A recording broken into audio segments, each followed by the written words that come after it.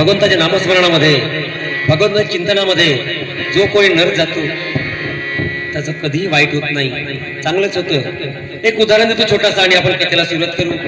ज्या ठिकाणी एकदा छत्रपती शिवाजी महाराज जीवनामधली गोष्ट सांगतो. नामानं काय होतं, भगवंताच्या नामस्मरणानं काय होतं. लांबची गोष्ट आहे, जवळची गोष्ट आहे. 16व्या शतकामधली गोष्ट आहे. जेव्हा छत्रपती शिवाजी महाराजांच्या मागं काही मुघल सैन्य लागले होते आणि ते घोड्यावरती पळत होते मागून सैनिक येत होते आणि शिवाजी महाराज पकडणार आणि त्यांना बंदी बनवणार. एवढ्यामध्ये एका गावामध्ये तुकाराम महाराजांचं कीर्तन चालू होतं. त्या तुकाराम महाराजांच्या कीर्तनामध्ये अनेक असे लोक बसले होते, म्हातारे बसले होते, जवान बसले होते, स्त्रिया बसल्या होत्या आणि तुकाराम महाराज मोठ्या तल्लीनतेने कीर्तन करीत होते. त्यावेळेस महाराजांनी आपल्या कृष्ण नावाच्या घोडीला सोडून दिलं. घोडी निघून गेली आणि महाराजांनी आपला जिरेटोप काढला, अंगावरचे कानातले काढले आणि त्या कीर्तनामध्ये जाऊन बसले. महाराजांनी जेव्हा तुकाराम महाराजांनी आपला फेटा काढला आणि त्याला शिवाजी महाराजांना टाकून दिला आणि त्यावेळेस त्या कीर्तनाच्या भोवताल मुघलाचे सैनिक लागले आणि त्यांनी पाहिलं या ठिकाणी तर कोणीच दिसत नाही राजासारखा, म्हणून ते पाहिले आणि निघून गेले. म्हणजे देवाच्या नामामध्ये बसलं तर आपल्यावर येणारे विघ्न सुद्धा टळून जातात. म्हणून सर्वांना विनंती करतो, काही वेळ तरी हराचे चिंतन करा, भगवंताचे नामस्मरण करा आणि त्यामुळे आपली इहलोकीची नाही तर परलोकीची यात्रा सुद्धा सुधरून जाते. एकदाचा प्रसंग आहे. नारद मुनी वैकुंठाला गेले आणि वैकुंठाला गेल्यानंतर देवाला विचारू लागले की माहेरमध्ये कथा चालू आहे, गोपाल महाराज कथा करीत आहेत, परंतु श्रोत्यामध्ये फार कमी लोक दिसत आहेत. असं जेव्हा देवाला विचारलं तेव्हा देवाने सांगितलं की बाबा रे, या कामामध्ये लोक येण्याचे कमी असतात. हे कलियुग आहे. कलियुगामध्ये वाईट गोष्टी जास्त चालतात. आपल्या गावामध्ये दह्याचं दुकान नाही, दही मिळत नाही, परंतु दारू मिळते. दारूवाला कधी घरापर्यंत येत नाही, दारू घ्या दारू, दारू घ्या दारू, दारू घ्या दारू कधी म्हणते का? दारूवाला कधी म्हणते का दारू घ्या दारू? नाही. परंतु त्याचा घराचा शोध काढत लोक जातात. परंतु दहीवाला आपला चिंतामण का हिरामण काहीतरी खरबीचा येतो, प्रत्येकाच्या घरापुढे जातो, दही घ्या दही, दही घ्या दही म्हणून, परंतु लोक नाही घेत. तसंच या ठिकाणी सुद्धा आहे. आपण चांगल्या गोष्टी शिकवू, इकडे नाही पडणार, डीजेवरती नाचणार.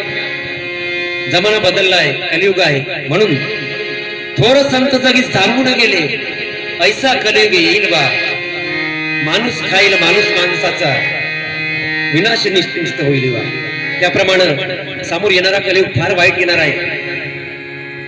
बायको होईल मुलगी पित्याची, पत्नी बायको मुलाची, असं संत सांगतात. त्याप्रमाणे समोरचा कलियुग फार बिकट येणार आहे. आता ह्या गोष्टीला सुरुवात झालेली आहे.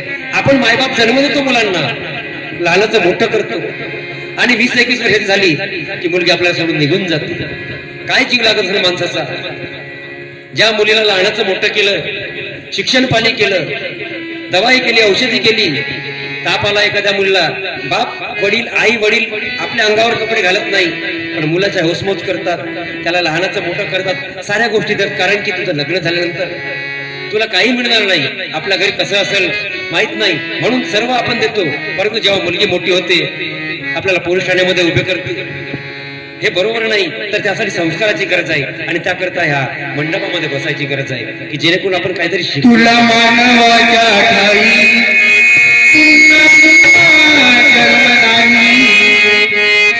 तुला मानवाच्या ठाई पुन्हा पुन्हा जन्म नाही, बहुमोला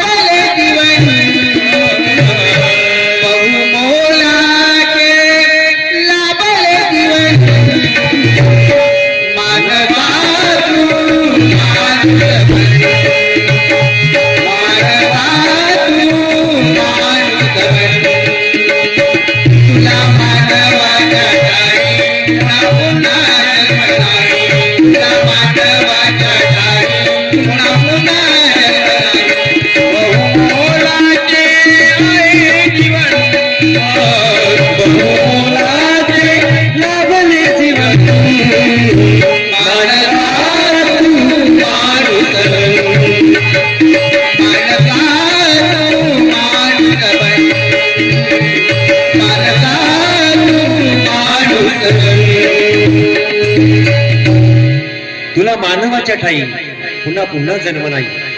एका एका येऊनी कोटी कोटी फेरा तेव्हा लागेल वारा मानवाचा.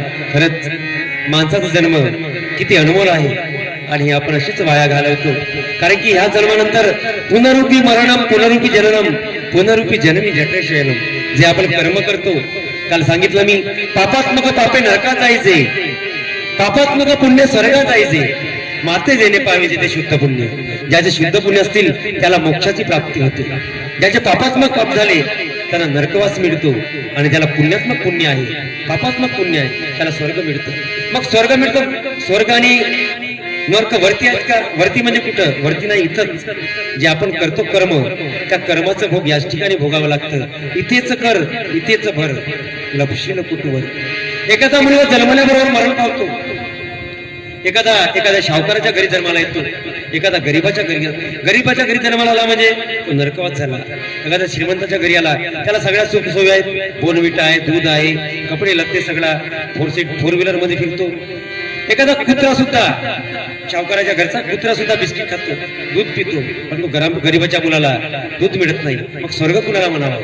कुत्र्याला सुद्धा स्वर्ग मिळतं आणि एखाद्या गरीबाला नाही मिळत. म्हणून या ठिकाणी मानवाच्या ठाई पुन्हा पुन्हा जन्म नाही. बहुमोलाचे लाभले जीवन आणि या जन्मामध्ये आपला कल्याण करून घ्यायचं आहे. आणि त्याकरता आपण या ठिकाणी या कथेचं आयोजन केले की या माध्यमातून तरी सुद्धा आपण काहीतरी शिकावं आणि आपल्या जीवनाचा उद्धार करून घ्यावा. असो, आता आपण कथा सांगत होतो त्या ठिकाणी नारद मुनींनी विचारलं भगवंताला की या कथेमध्ये किंवा भगवंताच्या नामस्मरणामध्ये लोक काय येत नाही, काय कारण आहे?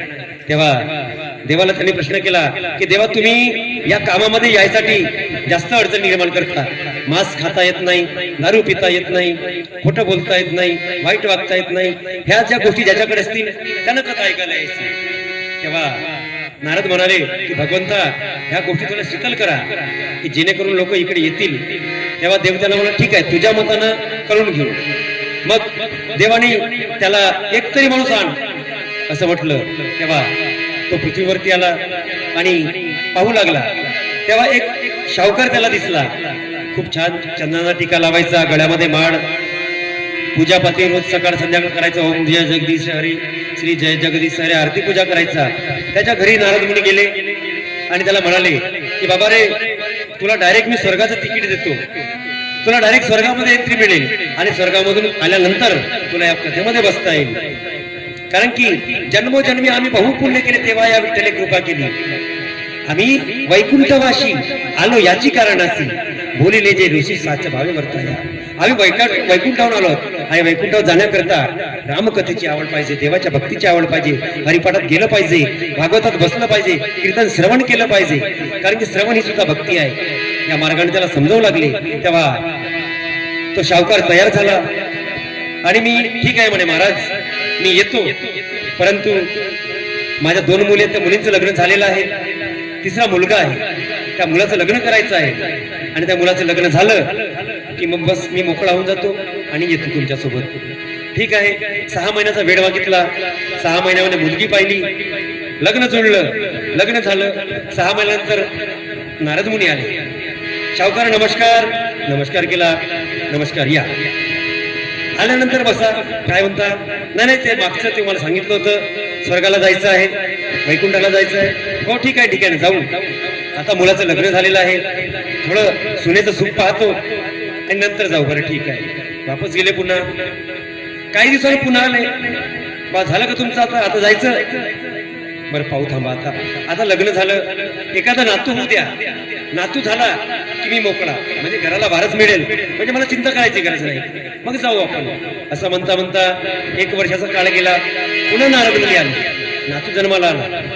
आता ते म्हातारे बाबा काय म्हणतात, शावकार, की बाबा रे आता नाही येऊ शकत मी, नातू माझ्याशिवाय राहू शकत नाही, नातू माझ्याशिवाय राहू शकत नाही.